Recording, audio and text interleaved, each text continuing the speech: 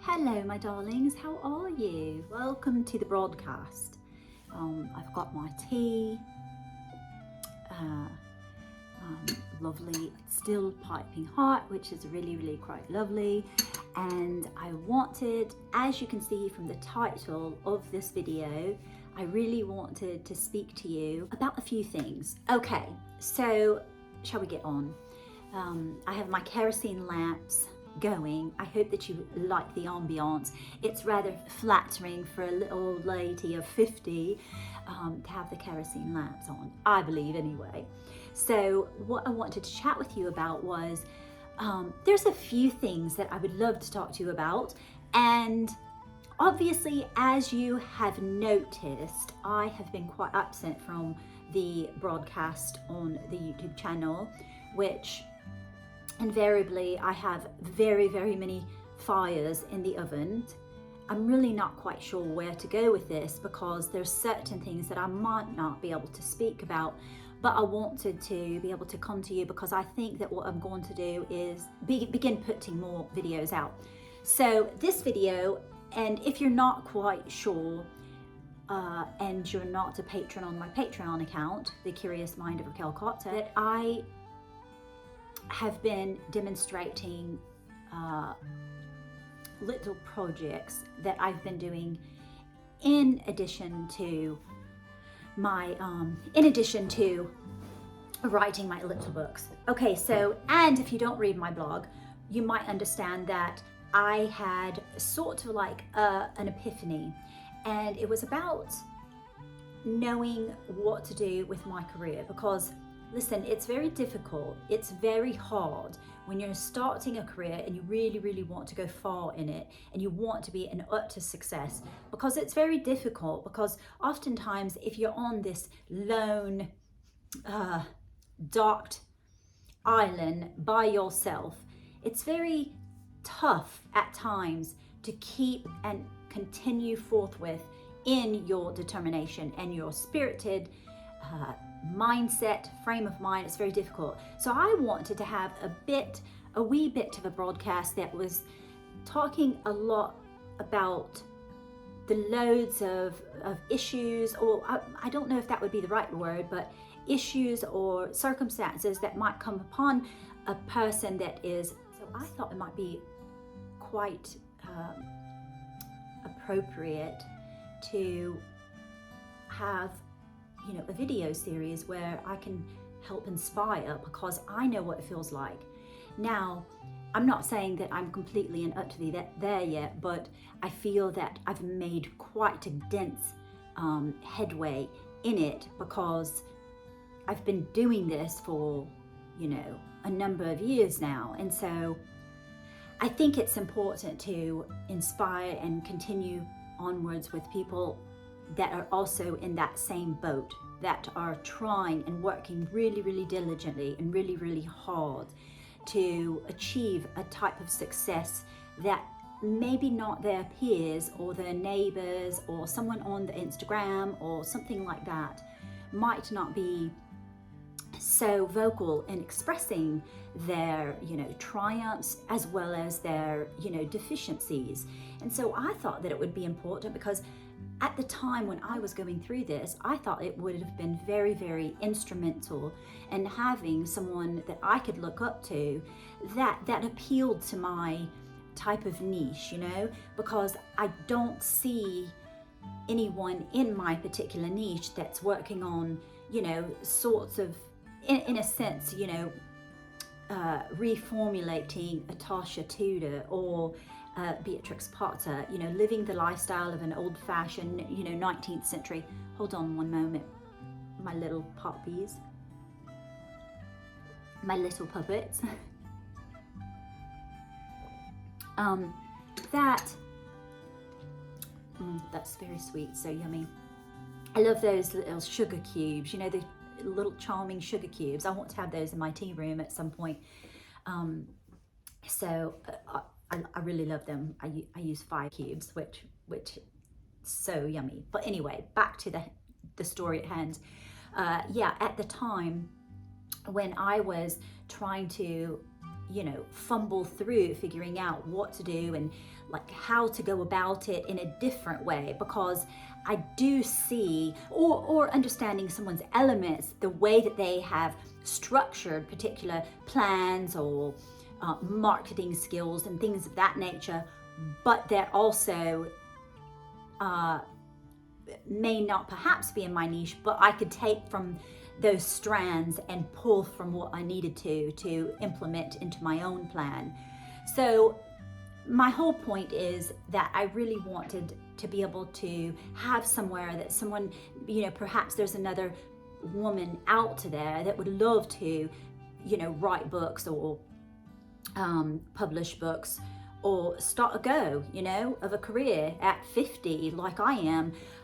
And so I just started doing this and feel very, very comfortable with where I am at the present moment. So yeah, and I thought, you know what, I'm going to put these on my YouTube channel because so many more people, you know, I've never been into it really for the ad revenue, to be quite frank, because it's free, and I realize that that's what I used to do, as well as to be able to, you know, find and mull through all of the information that I needed, that I was trying to, you know, accumulate from my own particular thing. So yeah, I had some oils, so my essential oils, doTERRA, you know that I use those for everything, but I seem a bit slumbered, you know, so if you'll pardon me, but I wanted to bring this video to you because I feel that if I did not get it on, that I would not do it at all, you know how it can be. So yeah, so I thought this would be really, really super fun, and I'm calling it Beyond the Page. And so if you notice the little intro, it's a bit different than The Curious Mind of Raquel Carter. This is more focused on perhaps my books, establishing a theory or a plot or a setting, or, you know, whatever it is, for you know, my storybooks. Now I write both. I'm writing, I mean, I have probably in queue on my KDP, because that's how I'm publishing them. I want to have full control of my books and the way that I distribute them, the way that I write them. And so I like having that control. And so whereas before, you know, this might be something you want to think about as well, is that there's nothing keeping you from actually and literally being your own publishing house company. It's all a matter of manifesting and believing that you have the audacity, you have the confidence, and you have the wherewithal to be able to be your own distributor, marketing. Now mind you, it is loads and loads of work. However, sorry, there's a little bug in the way. He likes the light, he's drawn to it, but I really want to emphasize that you do not need to have a publishing house to become a New York Times bestselling author. You absolutely do not. That's a limited mindset. And so if that's one thing that I really, really want to take home, and for you to benefit from what I have to say, is that you have the capacity to write and illustrate, understand the formatting and documenting and how to put everything online, and you can. If I can do it, and I had not one whit of knowing how to do things on the computer, and yet I was able to learn code myself because I have a feverishly intensity and great desire to understand things in this realm and scheme of being an author and illustrator, and also wanting to have that direct control of my income. I don't want to share it with another person. And if I can do all of the work, and I know that my stories are good, and I know that they're well written, and I've really, really listened to spirit, my inner being, my guidance system, knowing something will eventually pop. Now, something has popped.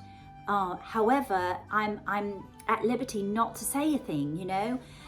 It's not to do with my books. It's kind of like a little fork in the avenue of, or a little fork in the lane of, my books will be very much on display and before a wide audience. However, I really have to be mum's the word still to before I can announce anything or anything of that nature.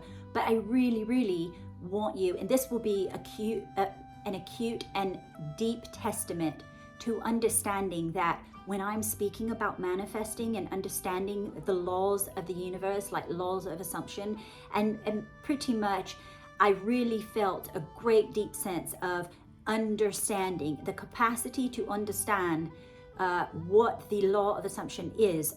Because for 8 years, when I first started learning about spirituality, now you guys understandably know that I left religion in 2014, and I never looked back. I'm extremely happy, such a happy girl. But I focused on the teachings from Abraham Hicks, which I'm grateful for the benefit of understanding the things that I did at that time understand, but there was still something that never penetrated me with knowing that there was something deeper that I was missing. And then when I came upon Neville Goddard, I really understood how that I and you are the God of your reality.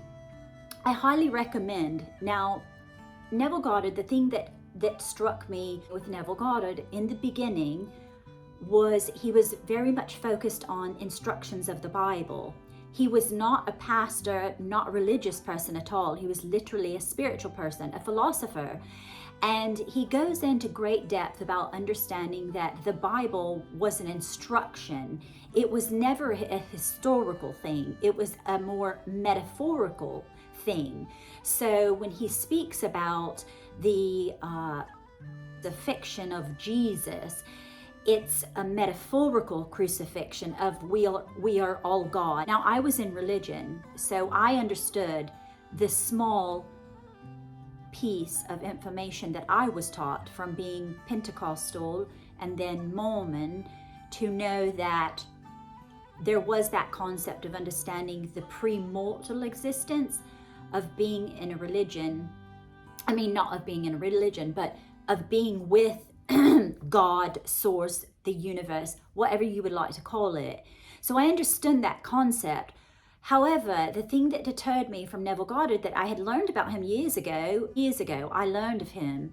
Now, I had been on this path to listening to the Abraham Hicks, which I appreciate. However, it's still a very limited mindset, because you're once again looking outside yourself to believe that the universe has the control of everything in our lives, which is not true. And which brings me back to the initial reaction that I had of Neville Goddard, which was very, very standoffish, and I was very, very much non-interested in his philosophy, because I had just left religion and it was a farce, and I just had no inkling whatsoever to want to understand anything about anything that someone was talking about religion. I wanted to pull away from that, because it just had been such a devious, awful experience for me. And I had been a religious person up until I was 42, if that's where you want to, really end it, that I stopped participating in religious activities and things of that nature. And so I was very turned off by it. It was not something I was interested in at all.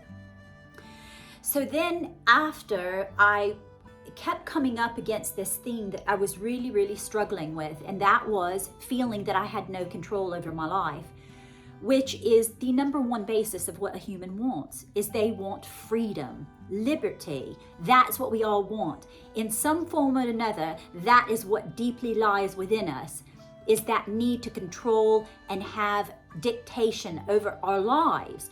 And so I always felt like everyone, I seriously have never found, and I have listened to probably over 100,000 hours of maybe YouTube videos, life coaches and things. I haven't ever delved into loads and loads of self-help books. I figured that it's better to have quality over quantity, and I've found very, very wonderful books. And so I've not done that. Now, I do read feverishly. I mean, I'm an avid reader, and you know this about me. However, I was just at my wit's end about feeling that I'm like, it still doesn't make sense to me. Like, why are things not changing in my life? Which is absolutely so utterly frustrating that literally I was on the precipice of like feeling there was all hope was lost.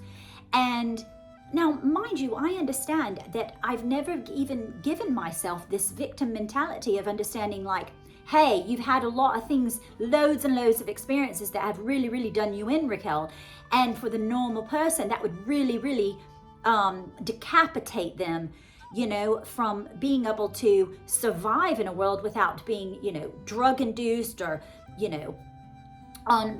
becoming a drug addict or, whatever you want to say, and how you cope with trauma, with losing my son and everything. See the reflection of the phone. I hope that that's fine for you, and I hope that's not a distraction. But I'm literally in the cottage, I'm lit with candles. That's all I've got, tiny little candles. So candles or, my lanterns here.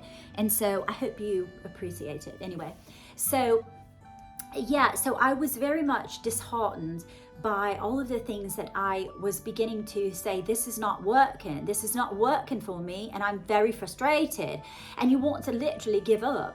And so I know this is going round about the whole thing, but I really want to do a bit of a catch up with you because I've missed you immensely. I want to tell you so many things, but there's so many things, like I've said, that sounds a bit cryptic, but I absolutely am not capable of telling you at the moment. But if you stay tuned, you will understand what it is, and you will say, oh, now I understand why Raquel could not talk about it. But anyway, so yes, I wanted to come to you and talk to you about these type of things that have been on my mind, in recent past. And I really want to be an inspiration and a helpmate to my dear friends of you, that are out there and are really interested in that my lifestyle as, trying to live in the 19th century. Now, mind you, I'm not perfect, and I'm acclimating to it. But the whole idea of something and watching someone's journey, or my voyage, so to speak, is that I want to catch you in understanding that everything is a process. And so I want you to see my process, because I think the process is the importance of not getting to a destination. My love and my happiness lies within the journey, right? And so I want that for you as well. Also, I wanted you to understand, oftentimes when I speak on my blog, which is a very open diary, of my truest and heartfelt feelings, is that, sometimes things can't be portrayed on paper as they can on the video.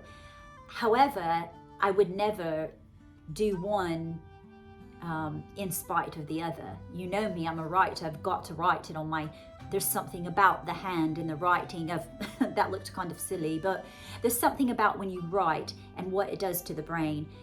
There's scientific proof that writing with your hand, not clicking keyboards, but literally longhand writing things, is very good for the mind, and you're able to captivate certain things with language that you would not normally be able to do. had you typed it out on the keyboard. So I will always and forever be that kind of person. I always write my manuscripts by hand, and then I will dictate those into the computer for, printing purposes and so forth. But I wanted to talk about that whole thing about feeling that all of these ideas that I have are based in experience, because I think oftentimes we will go on the YouTube channels and we will find feverishly looking. I like that word feverishly. Have you noticed that I've used it quite a lot already in this broadcast? So but I've noticed that people will feverishly look for these clickbait titles of like, this is what you do to get to be on the New York Times bestselling list. Now, you might be able to derive some benefit from those particular YouTube channels. And I'm not saying that they're not good, because I've certainly gotten loads of information from them. However, the one thing that I've noticed is that when you can understand, like I said, about learning about Neville Goddard and his the way that he talks about manifesting and the law of assumption and creating your reality, because we are the gods of our reality. We are God. We are all gods. And so that therefore puts the responsibility and the accountability back onto self, so that everything we're experiencing has to do with what our thoughts are, because our imagination is Almighty God. That's what it is in a nutshell. And it's so simplistic that it seems absolutely bonkers and maddening, and I can understand that, because I remember when I first heard it myself, and I popped upon a video that was about Neville Goddard, and he was talking about it wasn't religious, he was talking about the Bible and how you are the God of your reality. God is your wonderful human imagination. It was so off-putting to me, it terrified me, to be quite frank. And I clicked off of it, because in a scuttle, I was like, I don't like the feelings that put upon me. I don't like that, because I had been taught in religion to fear, that thought, to fear that if you thought and had the audacity and the gumption to say that you are God, that's blasphemy. And so understand, I know where you're coming from when it comes to feeling or sensing that type of knowledge, but also not quite understanding it. I really, really do understand you, because I've experienced it myself. And there's nothing that, not one whit someone could tell you. If you've experienced something for yourself, no one could tell you otherwise, right? But if you've not experienced it and you've not had your own coming to Jesus or coming to the light of your existence and the truth of where your truth and your North Star lies, it can be a bit debilitating, especially with all the foes and follies and fallacies of the world brought upon us, on top of trying to figure out this thing we call life, right? So it was very, very disturbing for me, to say the least. But then once I came back round, it must have been like 7 months later, and I was very much really, really in a deep desire and need for something to transition, something to change in my life. And I had a great desire, so I was no more lacking in that area, but I needed to find the truth, the thing that would set me on the path to feeling that I had control of my life, because I was tired of feeling that the dictates of mankind, or that person out there, or this man with a robe and a long white beard sitting on a fluffy cloud had the dictates to tell me what I could not accomplish or have. And it was a mindset. And so when I came upon Neville, that's why I highly recommend that. Once I came upon him, and he's a very much hidden philosopher and orator, and not many people know of him, but the people that do have never been quick to express in detail who this person was and his sort of literature and, videos and voice recordings. And so I find that a bit disturbing, and I'll tell you why. Because if you know anything about like The Secret, that book that came out was very much an Abraham Hicks type of philosophy as well. However, Abraham Hicks never got the recognition for The Secret book that lady published.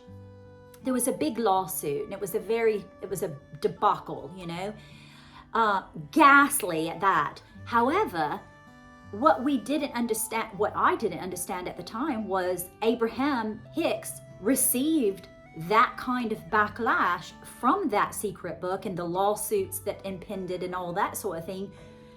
And Neville Goddard's philosophy, which is the law of assumption, is always we are projecting out what we think manifests and becomes our reality.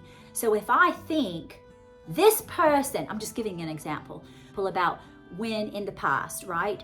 And these women that reviled against me and was very unkind and sort of took the leap onto my ex-ill-suited mate's side. In a sense, that's how I felt at that time. So that's what I'm expressing here, is that it was very much something that I had thought for years, but I never understood that was the manifestation of my assumptions that I had been putting forth years and years and years, and it came back tenfold, 70 times 70 on me, where all of these, because I used to intentionally judge these people. Now, I would never say it out loud, thinking that my thoughts weren't manifesting. I had no clue that that's really what life was all about. But if you look at yourself and you have this dialogue and and you're very consciously aware of what you're thinking on a daily basis, that's why I say so much to focus on what you're thinking about, because you will manifest it, be it good or bad. And you are creating the assumption of someone. So that has to in turn mirror back to you what you've assumed about another person. Now, if you change that, and that's why I'm very big on saying you need to listen to beliefs at night to change the subconscious mind, it's vital and very important, because you will keep making this round in a circle and you'll never get to understand why you keep doing the things that you do. And I don't say in a bad way or a reprimanding what kind of way. I say in the way that I understand, because I used to think, okay, I'm doing this and doing this, and I would change the concepts or learn something new, but yet it would be good for a little while, but then it would perpetuate and come back round again and become the same thing that I had experienced time and time again. And it was so frustrating for me, because I couldn't understand what I was doing wrong. I'm like, what am I doing? What am I doing wrong? And so it can be so upsetting to someone that is really, really working on wanting to improve their lives and wanting to have a better life, but you cannot get out of it if you do not change your mindset. You absolutely can't, because it's scientifically proven that by the time a child is 7 to 12 years old, I took psychology in college, so I also have read numerous books, and this is very, very true, that if you take a child, by that time, they have already implemented those notions about who they are as a person and what they will become as an adult.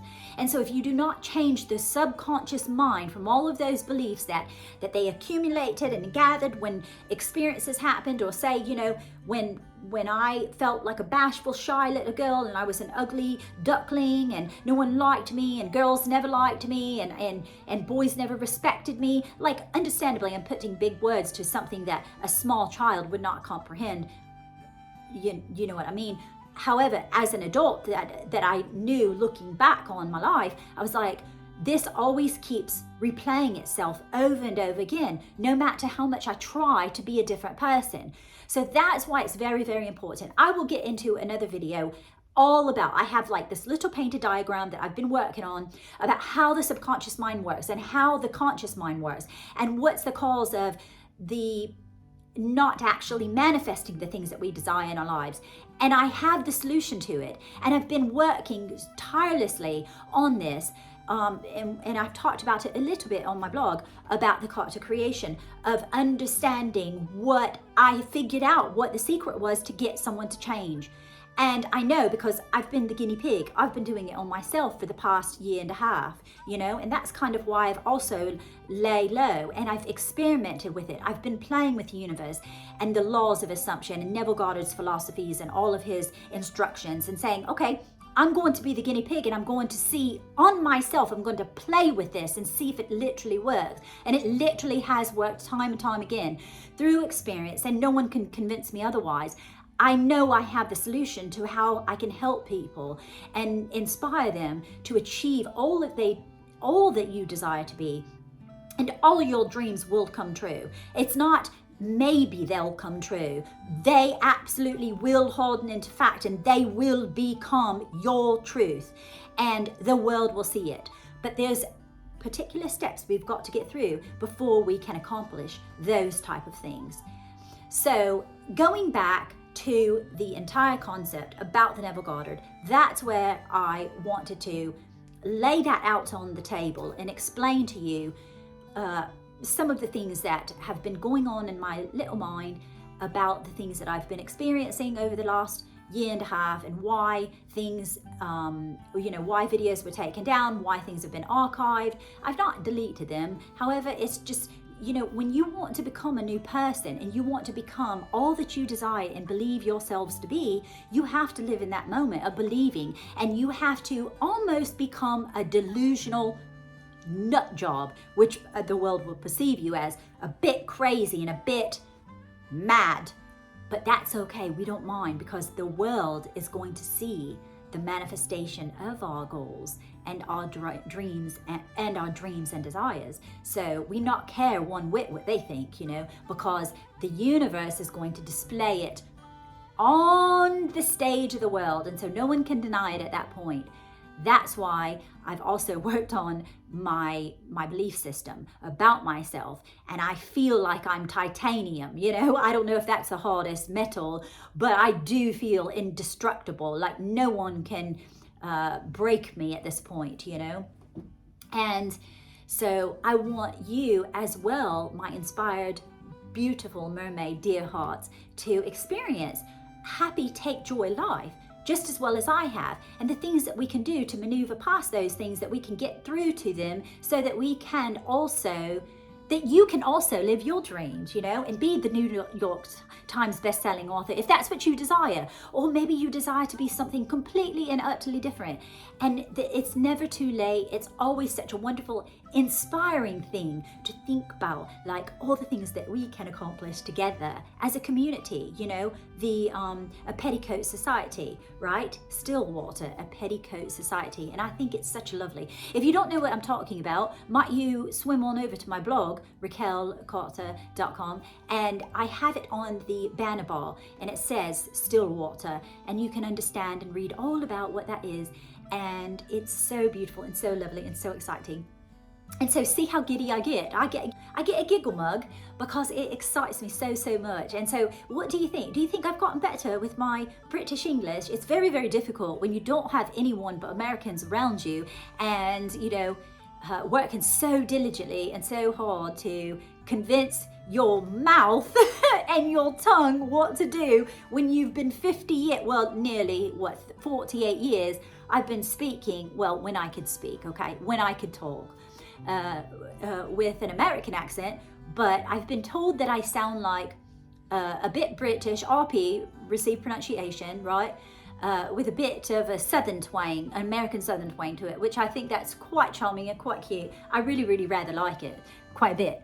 So, did you hear that? Oh, did you see my frames that I got back? I should show you the covers of, pardon me, I should show you the covers of the Tale of Mary Maid Scarlet Rose, as well as the Tale of Sawyer Lamb. I had them framed and triple matted. Oh, that's a bit someone calling me.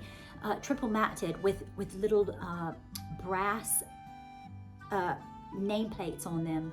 And I'm going to get some gallery lights to shine on them, because these are going to be, obviously in my forever home, be that here, you know, the Carter settlement, you know, Carter village, or whether it's another place that Jeffrey and I, at the beginning of the year, will begin looking about and purchasing, you know, large, vast amounts of property, because we want to live on, you know, loads of property, because I want my sheep, you know.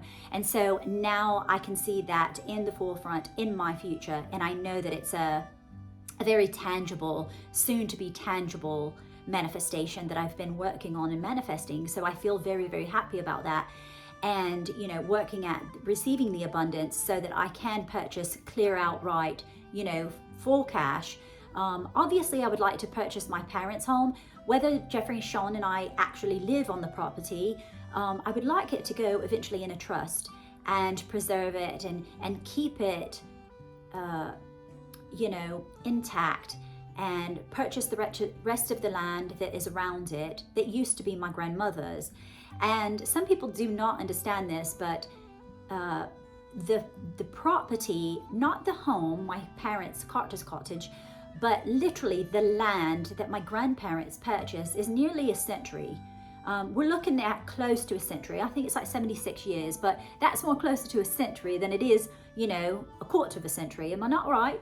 And so I want to preserve that. I want it to keep, you know, the landed gentry in my family, and I think it's very important.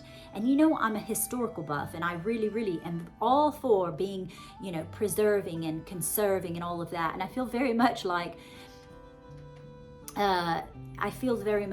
a reincarnated, spirited Beatrix Potter to that degree, you know. It's quite interesting that's the storm. If you hear it, we're in the middle of a tropical storm, so, and it's very, very dark. Obviously the time change, you know. So I'm not quite sure if I handle everything, and I might want to stop this video because it's 38 minutes long, and I want to put another video out for you, because do you get bored me talking to you this long, just straight shot on the camera? Have you noticed this? These are my crates, and I purchased these, I think, for about 13 pounds at the Walmart, and they have all of my, I just thought I would show you this. These have all of my manuscripts in them. See, I write them with a little teeny tiny gold pen. And I think it's like a gold paint pen, is that right? Sharpie, I think, makes it. But I've got like 3 of those. And obviously, you know, I want to make this with you. Let me show you one, if I can find it. And so it's, right now, they have the William Morris. This one came off, but understandably, you know what I mean. It's a regular composition notebook. Composition notebooks came out in the 17th century. Did you know that? That's a little quiz for you. A little bit of historical knowledge is that the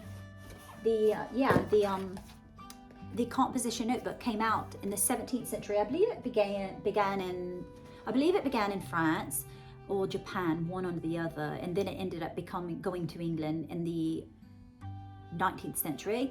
And so I want to have an entire video of the composition notebook, like how you can orderly organize your manuscripts. And I think it's brilliant. And composition notebooks are quite cheap and they're quite inexpensive. So I think it's the perfect thing. It's literally 19th century product. It's not really changed very much from the beginning of time. And I want to do that marble, beautiful effect. And I think it would be fun to do it in the 19th century way, like the Victorian way, because you know I'm very much on that. Anything 19th century, I'm there for it. I really, really, really adore the 1890s. That's my favorite. From 1860s, probably 50s, 60s to 1890s. I really, really, really enjoy that time period in that frame. And so I thought that would be another wonderful demonstration of, you know, watching this process. But I'm thinking that I might do all of these things online, because I really believe that it's important to get the information out there into the world. And I want you to have this information, not have to feel that you have to pay for it, because I understand what that feels like when you're, you know, a bit short on funds. And so like when someone's asking you for £5, it does seem a bit, to me now it sounds very, I mean, it's a mindset, right? So you could be literally a billionaire but have a mindset that is of poverty stricken. However, I do understand. I'm very compassionate because I understand what that feels like when I was thinking, I can't afford nearly £10 for my website, for the, blogger, at the, for the domain name at the end of the year. So I do understand that. So I want you to understand that I do understand, comprehend. Should we use another word? Comprehend it. And I want you to know that I'm very happy to be back, and I'm going to very much try to keep at it and keep on me. Might you keep on me so that you can, if I know people love my videos, then I will obviously do them more. However, if I feel that like no one really cares one whit about you, Raquel, then I probably am not. No, but that's a self-worth issue, isn't it? Yeah, I just told myself, did I not? Yes, I did. Do you like my little brooch? Isn't that so cute? I made that. It's quite charming, with the clay and all of that. I would love, and which I do intentionally plan to sell those in my little general store at one point or another when that comes to be, which is very, very soon, I might tell you. And so I think that would be quite lovely. And I also will sell the Tasha Tudor scarves, the same exact company that she got them from wholesale as well. So I think that would be important as well, important or beneficial. How about that? I really want to have that mercantile store. I've had a mercantile store since I was probably 19, 20 years old, where I'd make all bits and bobs of things, different things, crafty things and all that sorts of things when I was a young mother.